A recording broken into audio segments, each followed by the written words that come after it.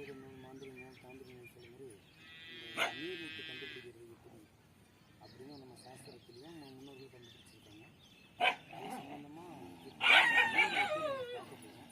இந்த நீர் ஊற்றில் எப்படி தேங்காய் எப்படி மேலே வருது, இது எப்படி வேலை செய்யுது, இது வந்து மந்திரமா தந்திரமா இல்லை இயற்கையாகவே இந்த பூமிக்கு நமக்கு ஒரு காந்த சக்தி இருக்கா அப்படின்னு நம்ம தெரிஞ்சுக்க போகிறோம். இப்போ இது ஒன்றும் இல்லை, இப்போ என்னுடைய சொந்த இடமா என்னுடைய இடத்துல தான் நான் ஊற்று பார்க்க வந்துருக்கேன். இப்போ இந்த இடத்துல நீர் ஊற்று எப்படி இருக்குது அப்படிங்கிறதுக்காக ஒரு விழிப்புணர்வாக ஒரு சின்ன ஒரு வீடியோ மட்டும் போடுறேன். இதை பாருங்கள். இதை பாருங்கள், இப்போ நான் தேங்காய் எடுத்துகிட்டு வரேன். நம்ம கை வந்து மட்டமாக வச்சுருக்கிறோம். இது எதுவுமே எந்த ஒரு விஷயம் கிடையாது. இதை பாருங்கள், வெறும் கை மட்டும்தான், வெறும் தேங்காய் மட்டும் தான் வச்சுருக்கிறோம். இதை பாருங்கள், நான் எடுத்துகிட்டு அப்படியே பொறுமையாக ஸ்டெப் பை ஸ்டெப்பாக வரணும். வரும்போது நம்ம உடம்புல காந்த சக்தி இருந்தது அப்படின்னா இந்த தேங்காய் வந்து மேல் நோக்கி எழுந்திருக்கும் அப்படிங்கிறது நூலில் இருக்குது. அப்போ அது உண்மையா அப்படின்னு நம்ம கண்டுபிடிக்க போகிறோம். இப்போ இதை பாருங்கள், நம்ம இப்படி வச்சுருக்குறோம்.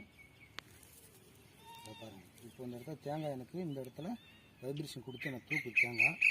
இதை பாருங்கள், இதை பாருங்கள், ஒவ்வொரு ஸ்டெப்பாக நவர்றேன்.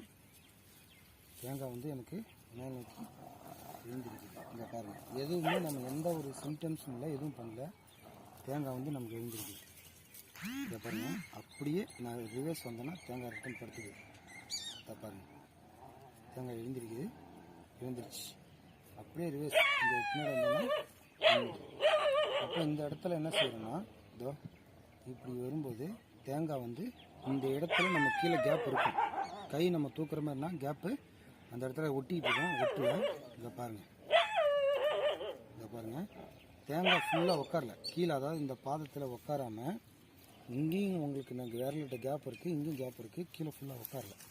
ஸோ அப்போ தேங்காய் இன்னும் இந்த இடத்துல நீர் மட்டும் இங்கே பாருங்கள், இந்த பாதத்தை பாருங்கள், இந்த இடத்துல நம்ம நின்றுட்டுருக்கோம். இந்த இடத்துல நீர் வந்து இருக்குது. சரியான சென்ட்ரு பாயிண்ட் கிடைக்காதனால தான் தேங்காய் அந்த டைரக்ஷன் கிராஸ் இடத்துல இருக்குது.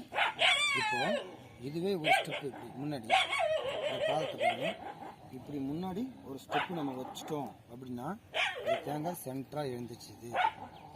இதுதான் என்னுடைய விஷயம். அப்போ இந்த இடத்துல இந்த மட்டத்தில் நீர் ஊற்றி இருக்குங்கிறது நம்ம உறுதிப்படுத்திடுறோம். இது நம்ம உண்மையா அப்படின்னு சொல்லி மறுபடியும் இதை சோதனைக்காக மறுபடியும் நம்ம வெளியில் எடுத்து வச்சோம். ஒரு ஸ்டெப்பு இன்னொரு ஸ்டெப் வெளியில் எடுத்து வைக்கும்போது இந்த தேங்காய் வந்து மறுபடியும் கீழே இறங்கிடுது. ஸோ இப்போ இதுதான் அதனுடைய டைரக்ஷன். இப்போ நம்ம நீர் ஊற்றுக்கு பக்கத்துலேயே இருக்கோம். அதனால தான் இந்த டைரக்ஷன் தேங்காய் உங்களுக்கு கொஞ்சமாக டிகிரி எழுந்திருச்சு நிற்கிது. இது பின்னாடி வந்துட்டோம்னா தேங்காய் வந்து இதை பாருங்கள் எழுந்துச்சு, ஃபுல்லாக எழுந்துச்சு நின்றுது. ஆனால் அந்த இடத்துல தேங்காய் நம்ம கையில் நிற்க மாட்டேங்குது. அந்த நிற்காமல் அது என்ன செய்யுதுன்னா அந்த தாக்கம் ஃபுல்லாக வைப்ரேஷன் ஆடிக்கிட்டே இருக்குது. இதை பாருங்கள், அந்த இடத்துல நான் நவுந்துட்டேன். இதை பாருங்கள், அவ்வளோதான்.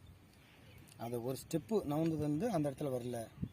இப்போது அப்படியே ரிவர்ஸ் நம்ம பின்னாடி போகிறோம். இப்போ பாருங்கள், தேங்காய் எழுந்திருக்குது, எழுந்துச்சு நின்றுடுது. இதுதான் விஷயம்.